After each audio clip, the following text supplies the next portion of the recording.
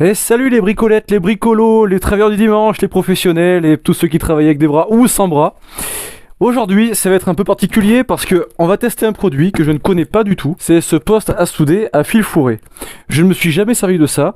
Alors avant, j'étais plombier chauffagiste, donc les brasures cuivre, je connais bien. Les soudures acier, oxy, acétylénique, je connais bien aussi. Tout ce qui va être soudure à l'arc, je m'en suis pas mal servi aussi, pas pour souder les tuyauteries, mais pour souder les consoles en acier, les équerres, etc. Et donc, je vais découvrir ça avec vous. On va voir ce que ça vaut, comment un débutant avec ça peut s'en sortir. Est-ce qu'on peut s'en sortir déjà? On va voir ça tout de suite. Générique! Allez, pour commencer, on ouvre ce carton, on va voir comment ça se présente à l'intérieur et qu'est-ce qui s'y trouve exactement. En premier, nous allons trouver le masque de soudure, qui n'est pas génial, mais enfin bon, il est là.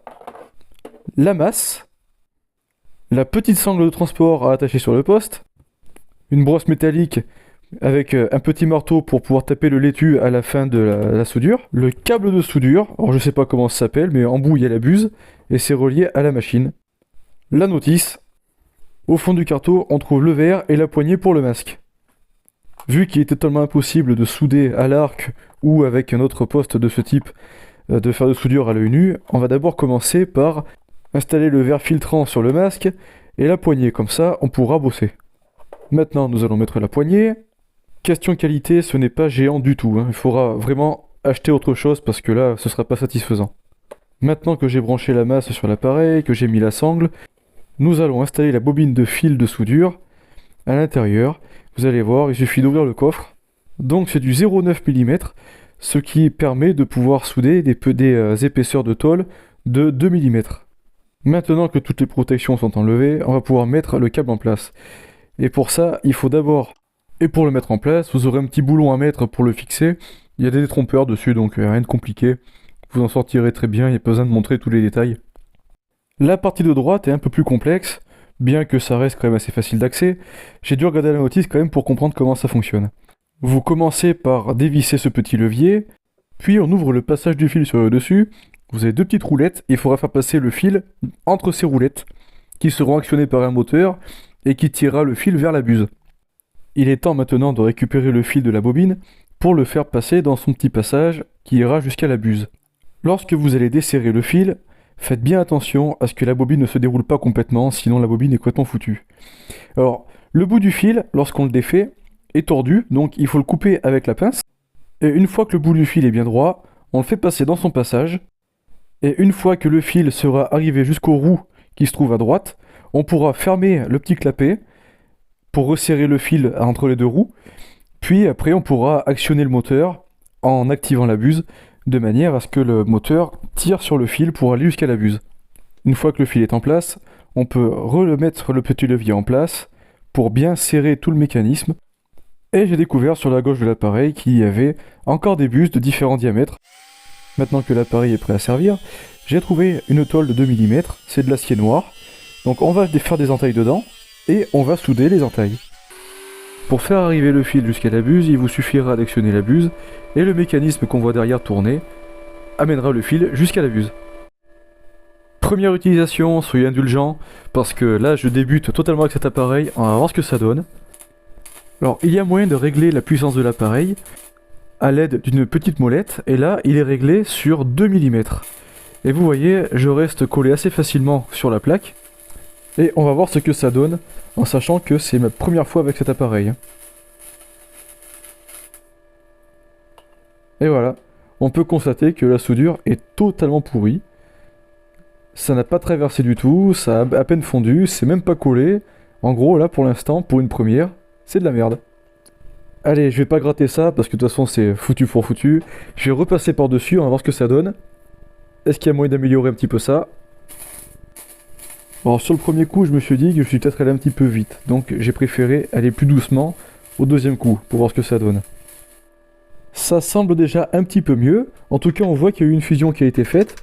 Alors maintenant, on va taper ça pour enlever le laitue. On va gratter avec la brosse métallique. Et voyons ça. Le résultat est sans appel. C'est pas bon du tout. Mais c'est déjà mieux que tout à l'heure. Peut mieux faire quand même, hein. On peut constater que je suis allé encore un peu trop vite, car la soudure n'a même pas traversé la tôle. Allez, toujours pour s'entraîner, je vais souder la partie de dessous, voir si je me débrouille mieux que tout à l'heure ou pas. Ça reste encore collé. Ça reste encore collé. En général, quand c'est comme ça, c'est qu'il n'y a pas cette puissance qui arrive. La longueur idéale du fil est de 1,5 cm. Là, vous voyez, je suis beaucoup trop long. Bon, mais c'est pas grave, hein, j'ai fait quand même comme ça. Ce sont des erreurs de débutants. Maintenant que j'ai fini cette partie, on va pouvoir regarder ce que ça donne. On va encore tapoter dessus, on va gratter. Alors, qu'est-ce que ça donne? C'est pourri, c'est mieux que tout à l'heure, mais c'est pourri. Comme quoi, on s'améliore. En dessous dur, on arrive quand même à faire quelque chose de mieux. Allez, on continue les essais. J'ai fait une deuxième entaille, on va voir ce que ça donne. Ouais, ça semble un petit peu mieux. On a l'impression que la soudure est plus régulière déjà. Je commence à prendre un petit peu la main. Enfin, prendre la main, c'est vite dit, hein, parce que c'est pas régulier, il y a des trous partout, c'est pas bon du tout. Hein. Allez, encore une entaille, cette fois-ci, je suis un fou. J'ai mis la puissance de l'appareil à 2,5 mm. On va voir ce que ça donne de cette manière. Attention, suspense. Et voilà. Alors là, par contre, on voit que la fusion a bien été faite. Hein.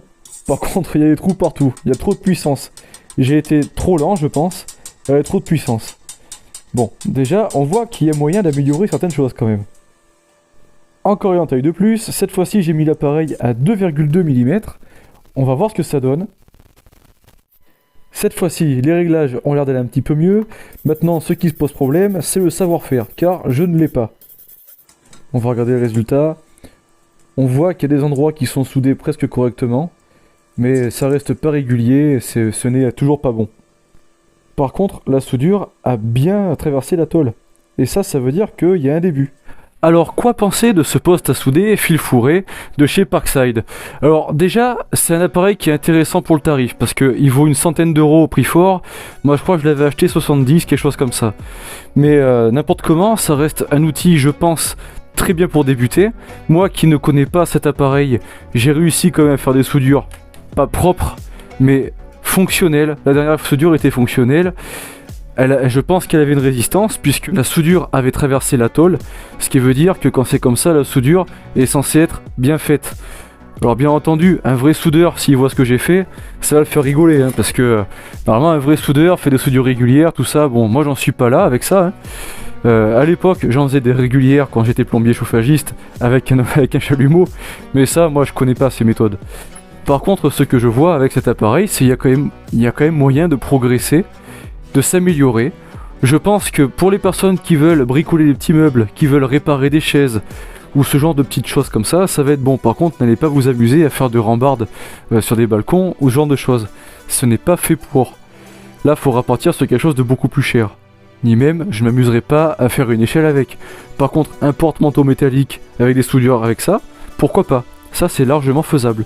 Le masque, quant à lui, c'est une funeste blague. Bientôt, je vous montrerai le masque qui coûte 25 €, qui est vendu séparément, qui je pense est de meilleure qualité que l'autre, parce que le masque fourni avec ça, c'est vraiment de la merde. Et bien ce sera tout pour cette vidéo, je vous souhaite un bon bricolage, et à très bientôt. Salut!